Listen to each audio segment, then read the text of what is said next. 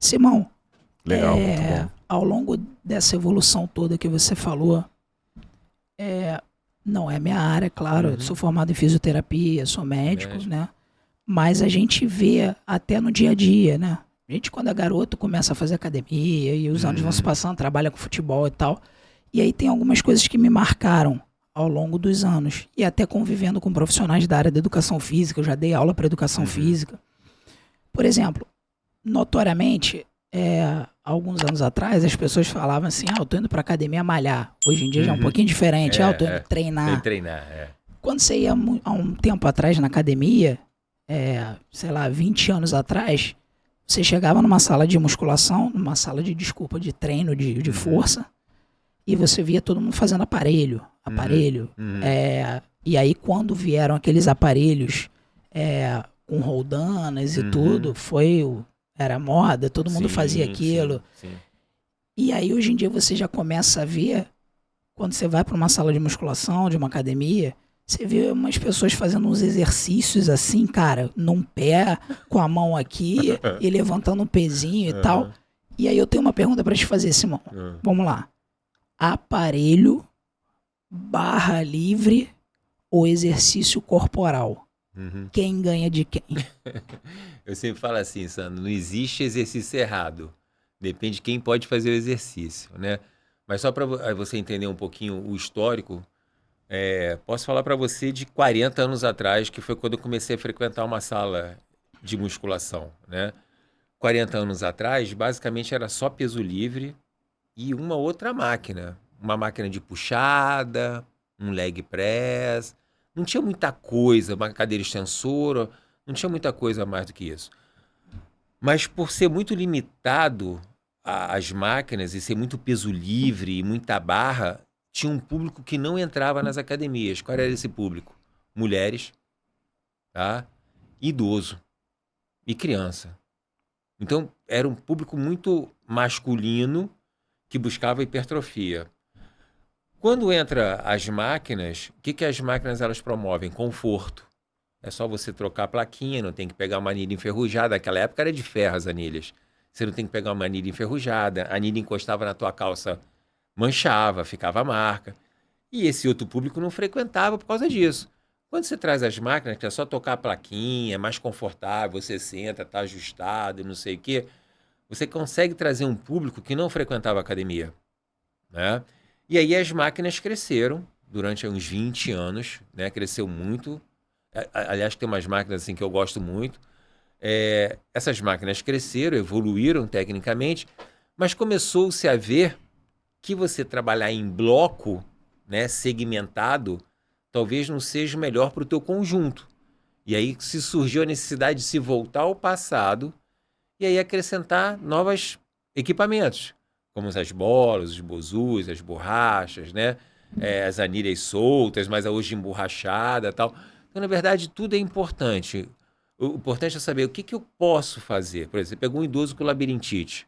Você não pode botar ele para fazer peso livre. Vai ter que botar ele na máquina. Não, mas vou pegar um atleta de futebol, vou pegar um atleta de voleibol. Não, vou botar ele na máquina, vou botar no peso livre.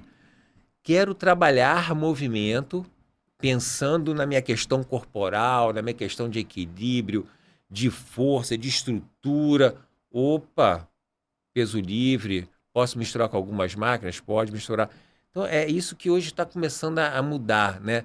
Não é só máquina, não é só peso livre, saber trabalhar esse conjunto. Mas existe sim uma tendência hoje a menos máquinas e de novo voltar mais ao peso livre. Essa é a tendência. Se você me perguntar fisiologicamente, biomecanicamente, cinesiologicamente, o que você acha? Tá certo. Voltar para o peso livre, né? Ou, pelo menos a maioria dos exercícios, serem com peso livre. Alguns outros com máquinas, até porque a gente não tem como substituir. Mas a maior parte dos serem com peso livre. Interessante. E é até bom porque o custo cai, né, cara? Porque hoje você pega uma máquina importada, de qualidade, você vai pegar uma cadeira extensora, por exemplo, você não fala em menos de 25 mil reais, né? Interessante isso. A gente, muito caro. quando a gente fez até compra de material lá pro Vasco na época, a gente comprava isso, anilha, barra, e e ali atendia as nossas necessidades. Isso, paraquedas, né, os cintos de tração, né? Isso que é fundamental. Na verdade, o homem tem que fazer movimento, né? Porque tem uma coisa que eu falo, que às vezes as pessoas não entendem muito bem, Sandro. Por exemplo, a obesidade é um problema. Concorda? É uma doença. É uma doença, né? Então, assim, muito você grave, com uma doença sobrecarga corporal, você vai gerar várias doenças. Doenças osteoarticulares. Você vai gerar problemas cardíacos, problemas renais, porra de coisa. Síndrome metabólica, legal. Mas o cara muito hipertrofiado, e aí quando entendo que eu quero que as pessoas entendam, hipertrofiado, que eu digo é uma hipertrofia exacerbada. É uma pessoa doente também. Porque você gera uma sobrecarga metabólica muito grande.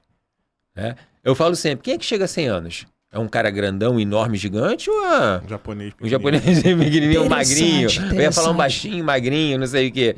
É um magrinho, baixinho. O cara grande, pesado, ele é que nem um carro. Você tá sempre apertando o acelerador, maluco. Uma hora vai cansar a peça antes, não tem jeito. Simão, interessante que você falou. Então, assim, o que eu entendi de toda essa mudança, começou com barra livre, depois veio a moda dos aparelhos, aí voltaram no início. Ou seja, você tem aí um fator complementando o outro, né? A tecnologia, que no caso seriam os aparelhos, a gente não pode fechar o olho para isso. Sim. Mas eu acho que as pessoas têm, os profissionais, e eu não sei se isso é do Brasil ou se no exterior também acontece isso, você que tem uma experiência lá nos Estados Unidos, de achar que a tecnologia é a solução milagrosa para tudo. E aí você vê que os princípios básicos de anatomia, de biomecânica, de cinesiologia, né, de movimentos articulares, não podem ser esquecidos, né? Então, eu vou fazer uma analogia para a tua área, tá? Hoje a quantidade tecnológica para exames dos mais diversos, né, em todas as áreas, é gigantesca. Hoje, qual é o problema que a gente tem na medicina? Um médico calcado, baseado em evidências. É um médico que não te toca mais. É um médico que não sabe fazer um estudo, uma avaliação clínica tua. Você chega lá, o cara pede 200 exames e não toca em você. Então, assim, a medicina, ela tem que ser baseada em evidências, né? Então, você tem que... Uma coisa é você olhar um exame, deu um resultado. Tá, aquilo é um resultado de exame. Mas como é que está a tua condição clínica? Como é que você tá? Então, é esse equilíbrio que você tem que ter, né? Então, assim, às vezes as pessoas... É só exame? Não, cara. Como é que tá a tua condição? Eu digo isso... Você que é da Traumaton, né? Eu te digo isso por mim. Eu era para ter operado 4 hérnias de disco, botado 4 parafusos.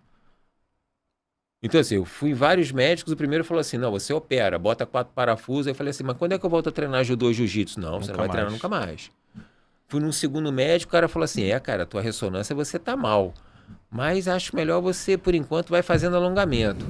Cheguei num fisiatra, o cara falou assim, cara, eu não quero nem ver a tua ressonância, quero ver a tua parte funcional. Opa! Falei, é esse cara que eu vou. Então, uma coisa, você tem ali, tá bom, tá, tem um exame, mas como é que tá você clinicamente? Simão. É a mesma coisa? A gente é a mesma coisa, né? Porra, máquina, não sei, cara, mas como é que é a funcionalidade desse indivíduo? O que ele precisa realmente, né? Isso aqui a gente tem que pensar.